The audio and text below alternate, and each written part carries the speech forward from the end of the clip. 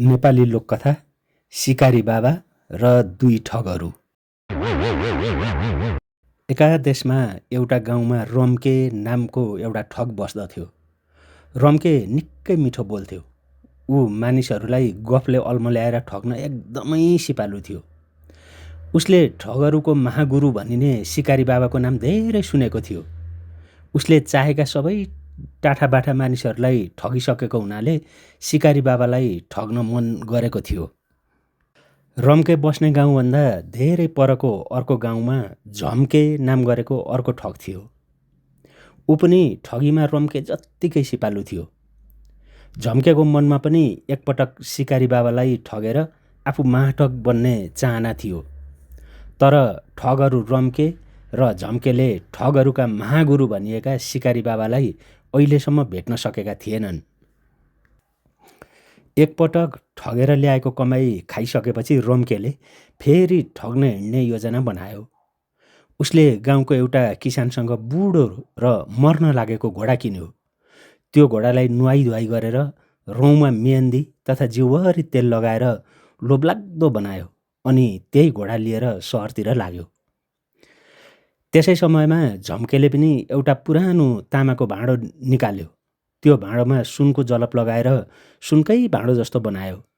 त्यही भाँडो बेचेर कमाई गर्न भनेर झम्के पनि सहरतिर लाग्यो। यसरी आफूले तयार पारेका ठगीका सामानहरू लिएर सहर जाँदाखेरि रम्के र झम्केका दुवैका मनमा सिकारी बाबालाई यी चिजहरू दिएर ठग्न पाए हुन्थ्यो भन्ने मनमा लागेको थियो। सहर टाढा भएकोले बाटोमा बास बस्नु पर्थ्यो।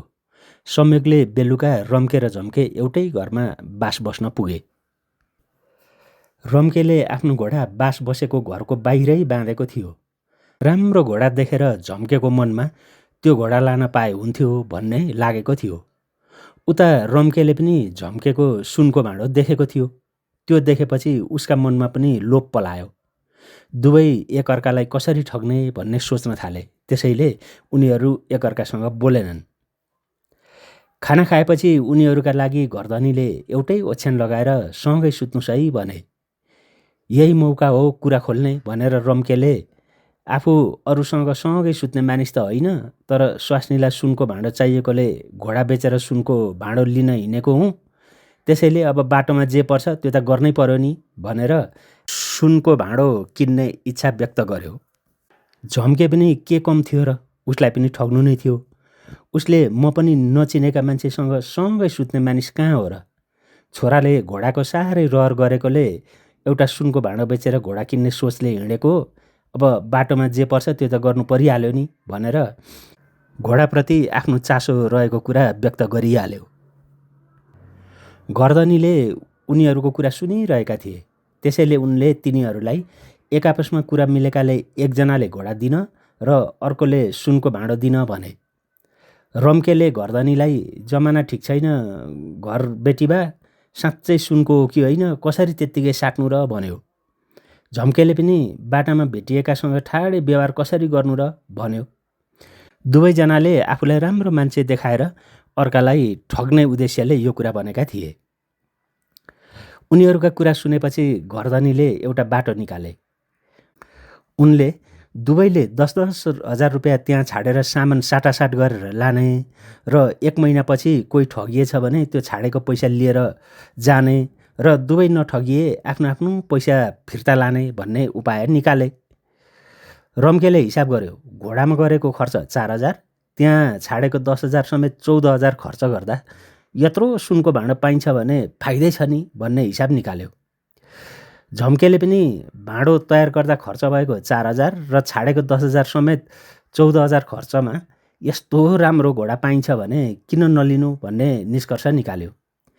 निकै बेर कुराकानी भएपछि घरधनीले भनेअनुसार दुवैले 10-10 हजार धरौटीको रूपमा घरधनीलाई दिए अनि सामानहरू साटासाट गरेर घरतिर लागे। रम्के गाउँ पुगेर व्यापारमा ठुलो फाइदा भएकाले सुनको भाँडो लिएर आएको भनेर गाउँलेहरूलाई भाँडो देखाउँदै आफ्नो कुरा सुनायो। सबै गाउँलेहरू उसको सुनको भाँडो हेर्न आए। रम्केले भाँडो चम्काउन भन्दै खरानीले मस्काएर सफा गर्न थाल्यो। बिस्तारै सुनको चमक हरायो, तलबाट तामाको रङ देखिन थाल्यो।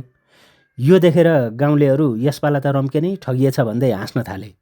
ठगिएको थाहा पाएर रम्केको मुख रातो भयो। उता झम्के पनि घोडालाई डोर्याउँदै गाउँ पुग्यो र गाउँलेहरूलाई देखाउन घोडा चढेर गाउँ घुम्न निस्कियो। गाउँमा घुम्दा घुम्दै घोडा ड्याम्मै लडेर सास फुलाउन थाल्यो। केही बेरसम्म घोडा उठ्नै सकेन। गाउँलेहरूले उसको पनि खिल्ली उडाए। ठगिएकाले झम्के पनि अँध्यारो भयो। त्यो रात दुवैलाई निन्द्रा लागेन।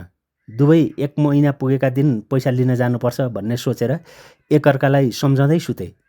आफ्नो 10,000 र अर्काले छाडेको 10,000 लिँदा खर्च कटाएर 6,000 त फाइदै हुन्छ भन्ने उनीहरू दुवैजनाको हिसाब थियो। पैसा लिन जाने दिन रम्केले घरधनीलाई कोसेली दिन एउटा पुरानो घडी ल्याएर मर्मत र पालिस गरेर टिलिक्क टल्कने बनाएर बोक्यो। झम्कले पनि घरधनीलाई कोसेली दिन पुरानो रेडियो ल्याएर त्यसलाई टलक्क टल्कने बनाएर बोक्यो। उनीहरू दुवै एकै दिन घरधनी कहाँ पुगे। घरधनी बाहिर नभएकाले उनीहरू बाहिरै बसेर घरधनीलाई पर्खे। तर एकअर्कालाई ठगेको हुनाले रम्के र झम्के आपसमा केही बोलेनन्। केही बेरमा घरभित्रबाट एकजना मानिस निस्किए। रम्के र झम्केले ती मानिसलाई घरधनी खै त भनेर सोधे। ती मानिसले म नै घरधनी हुँ भने। त्यसपछि रम्के र झम्केले आफ्नो कहानी सुनाएर 10,000 लिन आएको भन्दै नजिस्किन अनुरोध गरे। तर त्यो कुरा सुनेर ती मानिसले मलाई मात्रै 10 तोला सुन ठगेर हिँड्यो भनेको त तपाईहरुलाई पनि चुना लगाएछ। सिकारी बाबाको फेला पर्नु भएछ नि भने। सिकारी बाबाको फेला परेको कुरा सुनेपछि रम्के र झम्के छाँगाबाट खसे जस्तै भए। यति बेलासम्ममा रम्केले झम्केको रेडियो ठग्ने विचार गरिसकेको थियो। रेडियो हत्याउने सुरले उसले आफूले ल्याएको घडी झम्केलाई दिँदै भन्यो, ल मित्र, हामी दुवैजना एकैजना मान्छेबाट ठग्यौं। अस्ति पनि हामीले एक आपसमा ठग्ने भएर गल्ती भयो। अब हामी मित्र हुनुपर्छ। मेरो तर्फबाट यो घडी चिन्नु लिनुस्, बरु तपाईको पनि केही चिन्नु भए मलाई दिनु भन्यो। घडी पाएर झम्के खुसी भयो। उसले पनि रम्केलाई त्यसै भनेर आफूले ल्याएको रेडियो दियो। धेरै बेर बस्दा रेडियो र घडीको असलियत खुस्किने थियो। त्यसैले हतार छ भनेर त्यहाँ नबसिकन दुवैजना चाँडै निस्किए। रम्के घर पुग्दा झम्केले दिएको रेडियो बज्नै छाडेको थियो। यता झम्के घर पुग्दा रम्केले दिएको घडी चल्न छाड्यो। त्यो रात दुवै रिसले चुर भए। तर के गर्नु, आफूले पनि ठगेको हुनाले केही भन्ने ठाउँै थिएन। केही महिनापछि रम्के र झम्के दुवैले आफूलाई ठग्ने सिकारी बाबा बस्ने सहर थाहा पाए। त्यसैले सिकारी बाबालाई ठग्ने विचारले दुवैजना त्यो सहर पुगे। रम्के र झम्केको भेट त भइहाल्यो। भेट हुने बित्तिकै दुवैजना एकअर्कालाई गाली गर्दै बाज्न थाले। त्यसरी उनीहरू बाज्दा बाज्दै त्यहाँ दुईवटा घोडामा सामान लिएर एकजना बुढा व्यापारी आइपुगे। ती बुढा व्यापारीले रम्के र झम्केलाई किन यसरी सहरका बीचमा बसेर बाजेको हँ भनेर सोधे। रम्के र झम्के दुवैले पहिलेदेखिको सबै कुरा सुनाए। उनीहरूका कुरा सुनेर ती बुढा व्यापारीले हाँस्दै, एक त ठगीको काम गर्नै नहुने, त्यसमाथि एकअर्कालाई ठगेर झगडा गर्नुहुन्छ त भने। बुढा व्यापारीको कुरा सुनेपछि रम्के र झम्केले उनीहरूले अब के गर्ने त भनेर सोधे। त्यसपछि बुढा व्यापारीले मसित ठगेर भन्दा राम्रो कमाइ हुने उपाय छ। मेरा यी दुईटा घोडा र सामान लिएर खोलापारीको गाउँमा रहेको मेरो पसलमा पुर्याउनु। मेरो अलिकति सामान अर्को घोडामा छ, म त्यो लिएर आउँछु। तपाईहरुलाई भरे मेरा घरमा मेजमानी खुवाउँदै कसरी पैसा राम्ररी कमाउने भन्ने उपाय पनि सिकाउँछु भने। रम्के र झम्केलाई बुढा व्यापारीको यो कुरा मन पर्यो। त्यसैले उनीहरूले बुढा व्यापारीले भने जस्तै गर्ने भए। बुढा व्यापारीको कुरा मानेर रम्के र झम्के कुराकानी गर्दै घोडा लिएर व्यापारीको घरतिर लागे। त्यसरी घर जाँदै कुरा गर्दै गर्दा उनीहरूले घोडा र सामान व्यापारी कहाँ पुर्याउनु भन्दा त्यो घोडा र सामान लिएर भाग्दा नै घरधनीबाट ठगिएको रकम असुल हुन सक्ने निष्कर्ष निकाले। त्यसैले उनीहरू त्यो बुढा व्यापारीको घर जाने बाटो छोडेर अर्कै बाटो लागे। निकै पर पुगेपछि रम्के र झम्के एउटा बरको फेदमा थकाइ मार्न बसे। उनीहरूले घोडामा ल्याएको सामान के छ भनेर हेर्न पाएका पनि थिएनन्। त्यसैले त्यहाँ के सामान होला भनेर कुरा गर्न थाले। त्यसै बेला अर्कोतिरबाट केही मानिसहरू आइरहेका थिए। ती मानिसहरू उनीहरू भएको ठाउँमा आइपुग्ने बित्तिकै ल चोर र घोडा त फेला परिहाल्यो नि भन्दै रम्के र झम्केमाथि जाइलागे। रम्के र झम्केले केही भन्न नपाउँदै उनीहरूले घोडामा बाँधेको सामान खोले। त्यहाँ त सबै ढुङ्गा पो रहेछ। त्यसपछि ती मानिसहरूले उनीहरूलाई रामधुलाई गर्दै घोडासँगै चोरेको सुनचाँदी र पैसा कहाँ लुकायो भनेर सोधे। बल्ल रम्के र झम्केले फेरि पनि अर्को मान्छेबाट ठगिएको कुरा थाहा पाए। उनीहरूले आफू कसरी फन्दामा परियो भनेर सबै कुरा ती मानिसहरूलाई सुनाए। तर ती मानिसहरूले उनीहरूका कुरा पत्याएनन्। उनीहरूलाई प्रहरीमा लगेर बुझाइदिए।